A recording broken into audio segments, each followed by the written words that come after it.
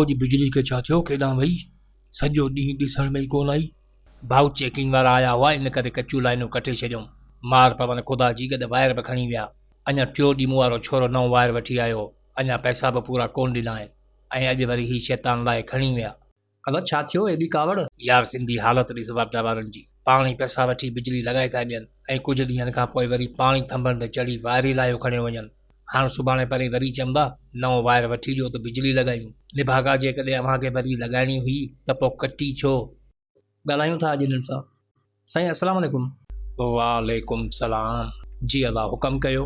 साईं तव्हां ॻोठ जी अॼु बिजली बंदि करे छॾी आहे? जी अला ॻोठ में तव्हांखे ख़बर हूंदी माण्हू कचियूं लाइनूं वेठा हलाइनि ऐं इहो गैर क़ानूनी आहे।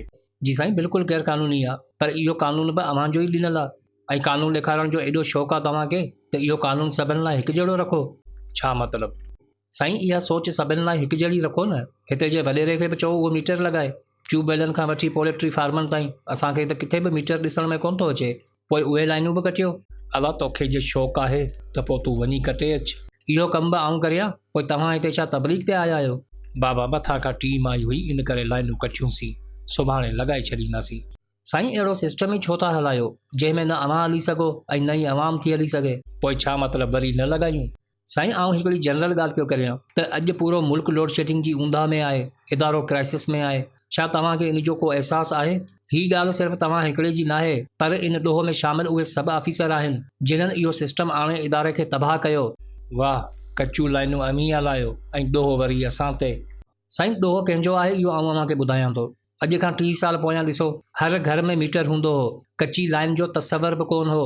लोड शेडिंग इन करे कोन हुई जो इदारो मज़बूत हो। बिलिंग एवरेज ॾिसो कंहिं ते बि बकाया कोन हुई, छो त बिल जी क़ीमत ई एतिरी हूंदी हुई जो हर माण्हू ख़ुशी मां पीआरींदो हो। पर साईं जिते नौकरनि जा बि नौकर हुजनि उते ईमानदारी हिकु मज़ाक बणिजी वेंदी आहे। पोइ तव्हां जहिड़ा सिफ़ारशी ऑफिसर इदारे में आया जिन्हनि कम खां बचण लाइ पंहिंजे हेठां अलॻि माण्हू रखिया, उन्हनि जो ख़र्चो कढण ऐं पंहिंजो पेट भरण लाइ शॉर्टकट ॻोल्हिया।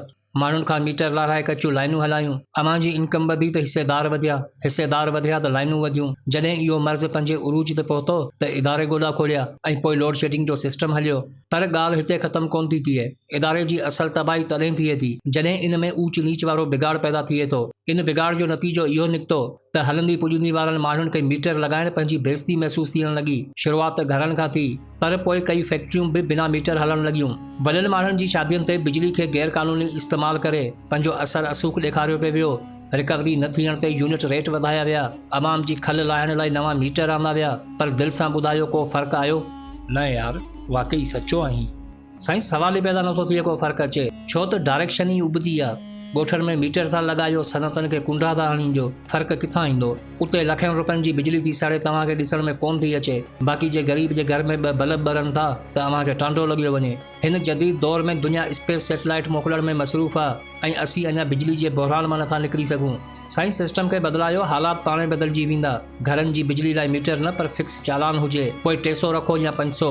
हर महीने इदारे जे बैंक अकाउंट में माण्हू पाण जमे कराइनि। एसी फ्रिज जो अलॻि चालान हुजे, सनतूं सभु कानूनी हलनि। सिर्फ़ु 2 साल इहो सिस्टम हलायो, ॾिसो इदारो नुक़सान में वञे थो या फ़ाइदे में। नियत सही हुजे त अमल में बरकत ज़रूरु ईंदी आहे। पंहिंजी नियत खे बदिलायो, अमल पाण ई बदिलजी वेंदा। बाक़ी इहे कानून न सेखारियो असांखे। अहिड़ो कानून क़बूल ई न आहे जेको ग़रीबनि जी झूपड़ी ऊंधा करे अमीरनि जा महल रोशन करे। यादि रखो, जेकॾहिं समाज में सुधारो चाहियो था त अहिड़ो कानून ई न हुजे जंहिंजे अमल में इंसानियत न हुजे।